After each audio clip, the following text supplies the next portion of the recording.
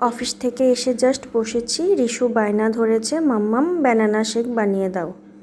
আসলে মার এখান থেকে যখন ওকে নিয়ে আসি তখন থেকেই ও আমাকে বলছিল মা ঘরে গিয়ে কিন্তু আমাকে ব্যানানা শেক বানিয়ে দেবে। রোজ দিনই তো বিকেলে মা ওকে দুধ মুড়ি বা দুধ বিস্কিট, ওটস, ক্যালগস এইসবই তো দেয়। তাই ও যখন আমার কাছে কিছু একটা বায়না ধরে না তখন আর আমি সেটা ফেলতে পারি না। আমি সবসময়ই খাবারের আইটেমসে একটু এক্সপেরিমেন্ট করতে ভালোবাসি।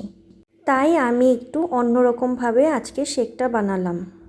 নিয়ে নিলাম 3টের মতো ব্যানানা, কিছুটা কাজু আর খেজুর, আর নিয়েছি 2 স্পুন জবের ছাতু।